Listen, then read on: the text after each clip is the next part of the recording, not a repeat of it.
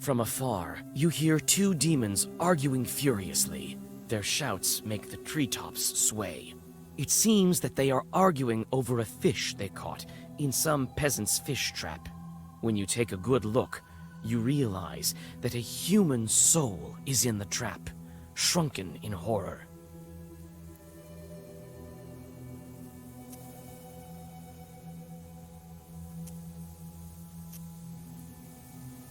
Yuck! A live one! Get lost, why don't you, while you're still breathing? The devil himself can't order us around. I'll see you in hell first! We've got no time for you. Can't you see we're busy dividing up the sinner?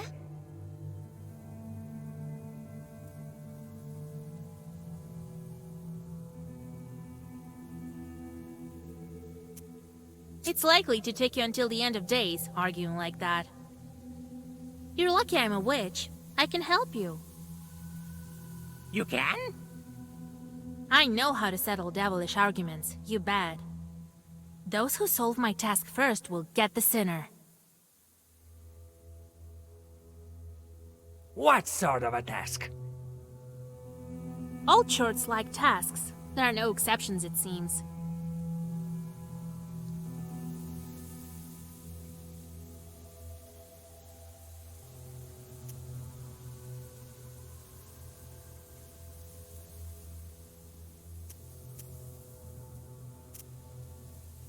The first one to count all the leaves on that aspen near the hills gets the sinner.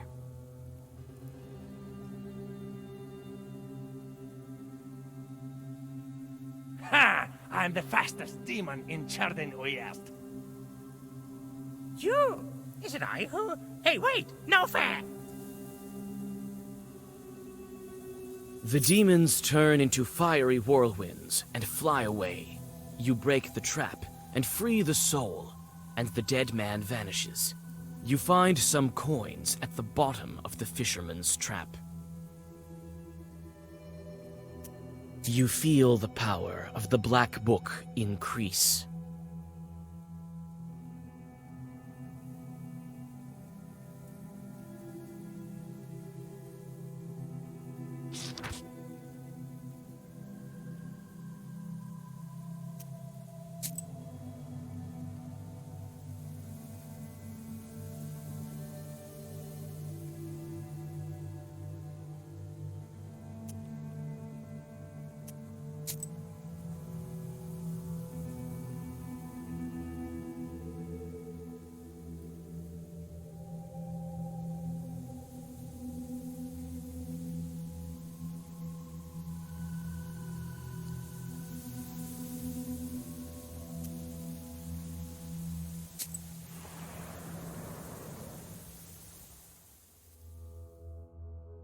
On a bridge over a small river near Vilgert, two cart drivers argue over who should have way first. They are arguing fiercely, not realizing that each has a demon over the left shoulder. It's the demon's job to bring discord and serve as a prompter of sorts, whispering lines into their ears.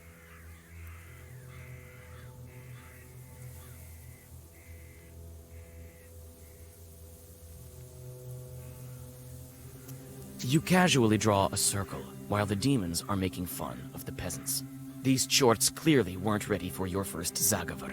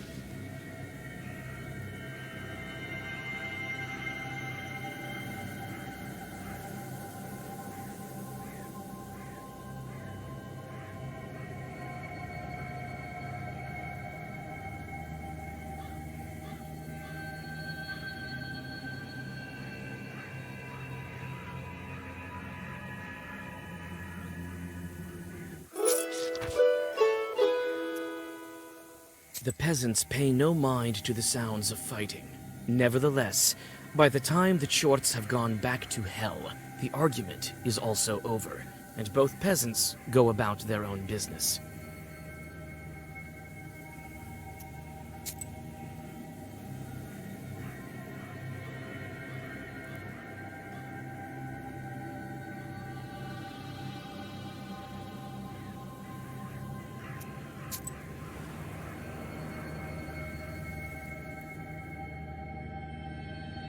By the icy smooth surface of the lake, you notice a horse, anxiously shaking its mane. A couple of demons are tugging on its bridle, trying to steal it from its master, who is asleep beneath a slope nearby.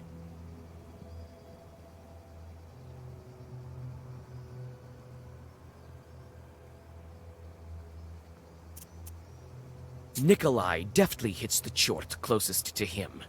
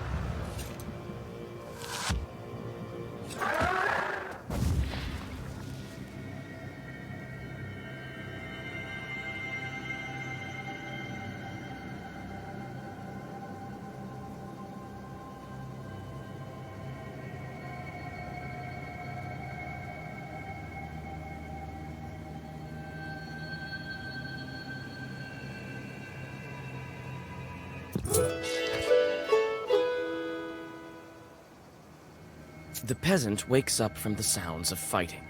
With a sinking heart, he watches as the demon's strikes send whirlwinds around you. Although the man cannot see the demons themselves, he seems to have guessed at what is happening. After a horrific realization, he hops onto his horse and flees, without waiting for the fight's outcome.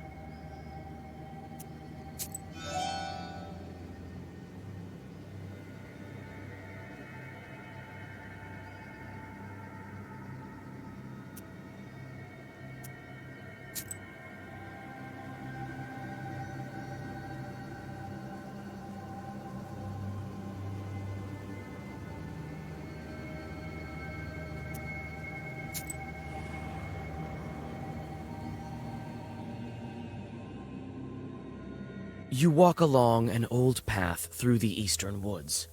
At this hour, the moon shines especially bright. Everything around you glows with a mysterious light. All of a sudden, you hear loud voices and metallic ringing coming from the woods. You can only guess what this late-night commotion is all about. Trying not to make a sound, you go deep into the woods. Finally, the branches part, and you see a curious sight. Some Khaldoons, unknown to you, are trying to agree on the price of a pile of copper samovars. One of them looks deeply upset and constantly knocks on one of the items. It seems he wants to demonstrate its quality. You notice a pair of red eyes peeking out from the samovar.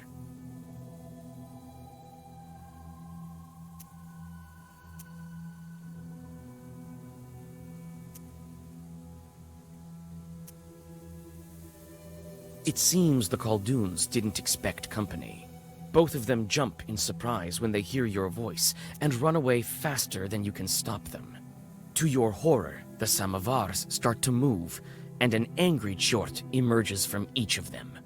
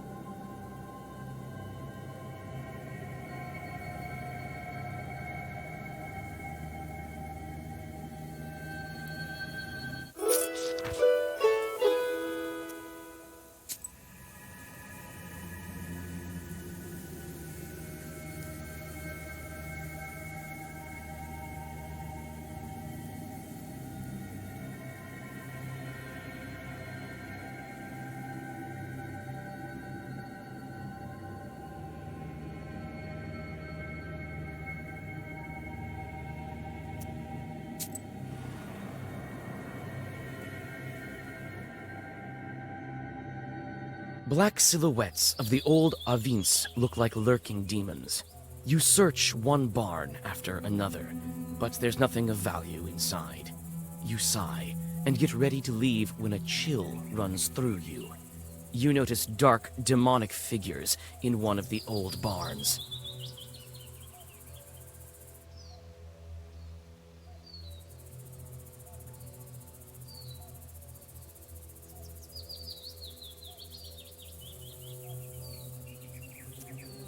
Greetings, Master of the Avine. Let me pass into your domain. Ah, alive one. The peasants left me here. I'm to live here for another 40 years. You can hear me, I gather. That means you're a witch. Come into my barn, then, and listen to my story. I have centuries of wisdom to share. Might be of use to demon knowers like you.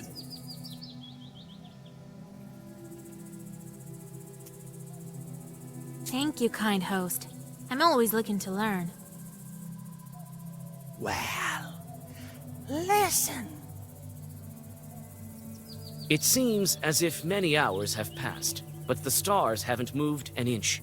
You leave the barn having learned quite a lot.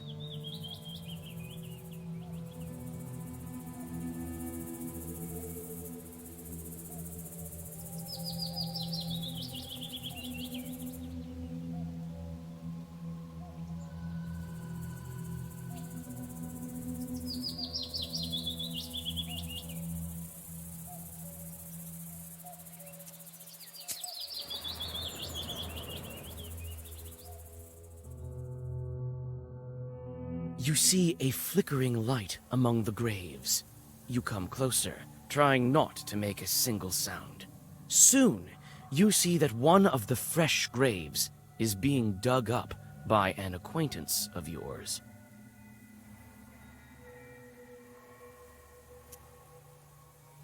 Why, you startled me, Vasilisa. I thought that the devil had come for me. I thought you were nothing short of the Walking Dead. What are you doing at such a late hour? In a cemetery of all places. This is none of your business, Visa. And look who's talking. Good girls stay home during the late hours. I can already tell that you're digging up a grave. What a sin!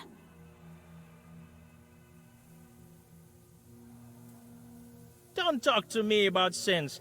People say that you're a witch now. Phew. My grief makes me dig. I need to take one last look at him. One last time.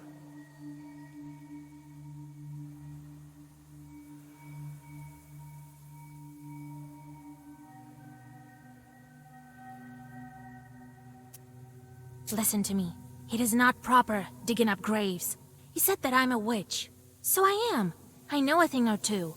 Listen, one time, do you know Dashka from Pilva? She had it worse than you. Her son died. She missed him terribly, and so she went to dig him up. She dug all night, and didn't manage to finish the job, so she came back the second night. She dug and dug. Suddenly, a white dog jumped out of the grave. It followed her to her house. Must have been the soul of her son. It was certainly a sin. By the end of the tale, the peasant can't hold back his tears. You help him get out of the half-dug grave and fill it back up.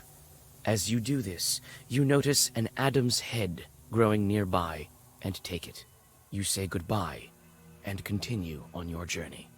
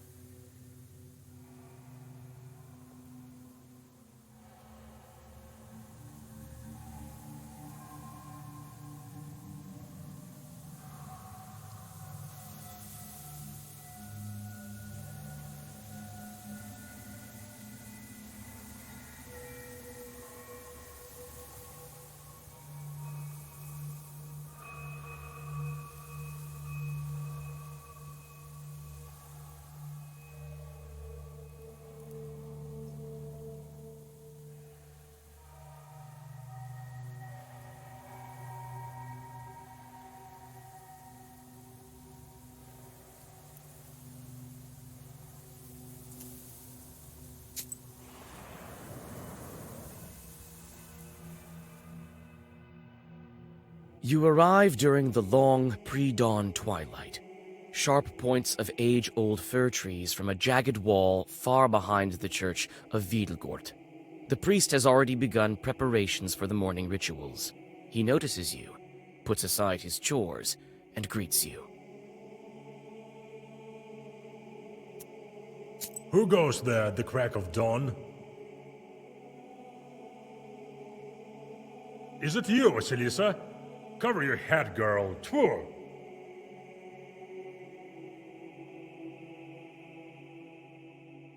Morning, Holy Father. Kolya? Is that you? And don't tell me you want me to marry you to her. Well, it's too early for me. Kolya, on the other hand.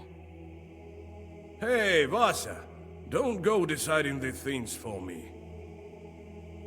We came for another reason, actually.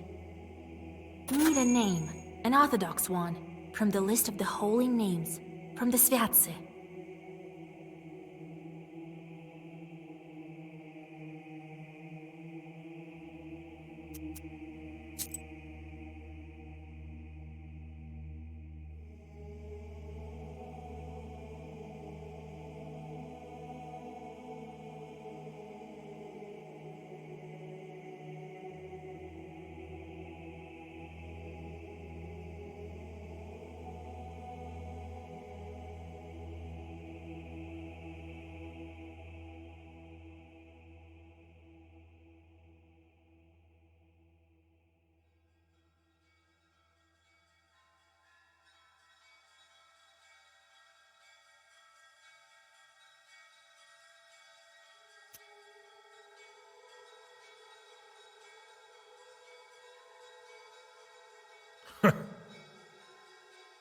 It can't be. Are you No, we want to give a name to a demon.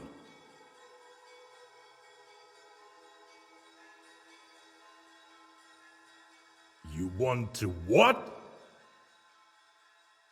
Father Yefrem sways, walks back to the nearest wall, and sits heavily on a bench.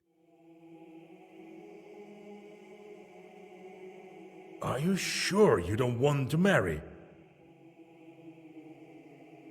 It's all for good. We want to free this girl.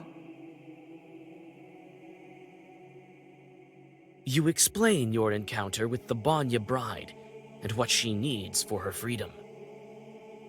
I've heard about the changelings. Not sure how it works, though.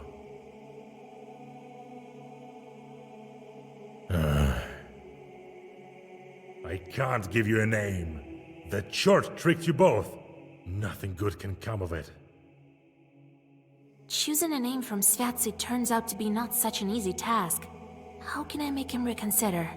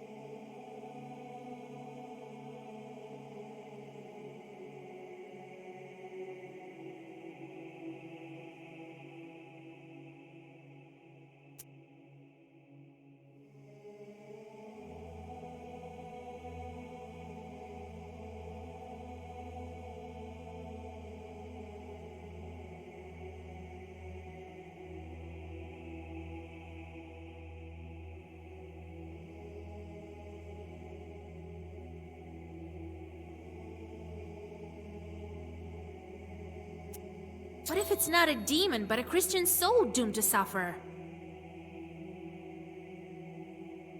That would be a sin for sure. Truly.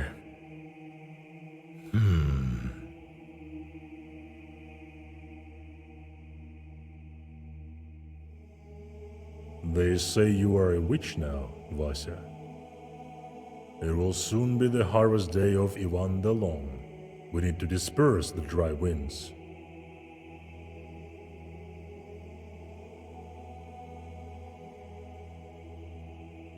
Help our village, and I, in turn, will help you with the name.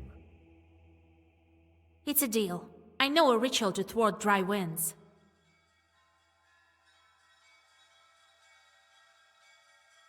We'll go visit the field. All right, you'll have your name. Father Yefrem opens a heavy book with a silver cover. Choose. These days we honor the holy Claudia, Matriona, and Alexandra.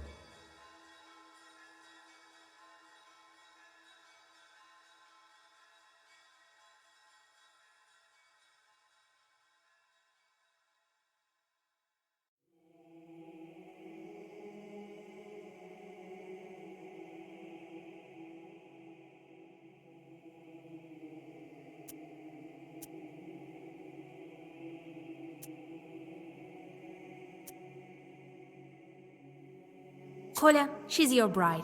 You choose. Let's call her Matriona. It's a good name. You would name her after a respectable woman? Watch out. She might become a knower.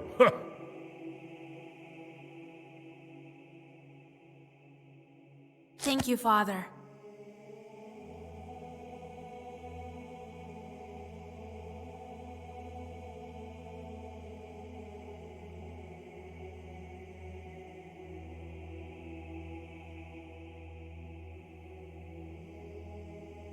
Well, the field is about a mile to the west.